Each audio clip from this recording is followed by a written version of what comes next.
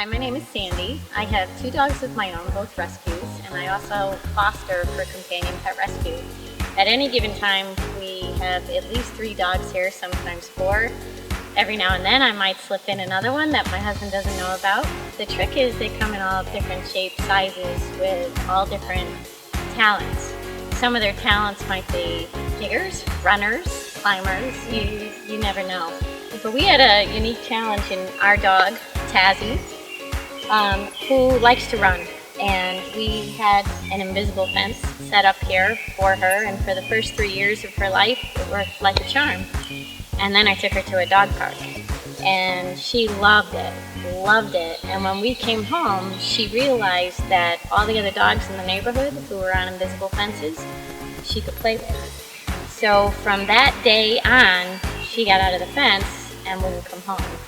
I worked with the invisible fence people numerous times to change the settings on the fence, to retrain her, change the collars, even to, I'm ashamed, one of the worst collars. And the thing about Tazzy is she'd take the hit out and then she'd never come back in. So for the last 5 years, we've been reduced to tie-outs. And she's been on a 100-yard tie-out, she's been on a 50-yard tie-out. When we got our new rescue from Companion Pet Rescue, we're now already on tie-outs, so that's pretty much how we've been working our yard.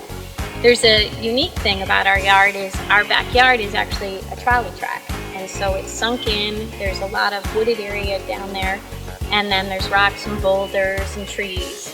So every time I've looked at a different alternative, such as a chain link fence, the price is pretty high. And then what's left me not pulling the trigger is I always thought the dogs could still dig under it, or several of our fosters would have the capacity to jump over it. So that's kept me from doing it. Then I went to an adoption event, and I met the owner, Victor, of Pet Playgrounds, and he showed his product that was a non-electric fence. Non-electric. It turns out it's a non-electric invisible fence, although it's not marketed that way. So I researched it, talked to people, watched all the videos, marked out the yard, talked to Victor, and it was very, very easy to pull the trigger fast. I think contacting Victor to having our fence in, probably within 10 days. It's a wonderful solution because it was half the price of the chain link fence, but my concern of a dog digging, you'll notice that the bottom has an extra 12 inches of material to prevent the digger.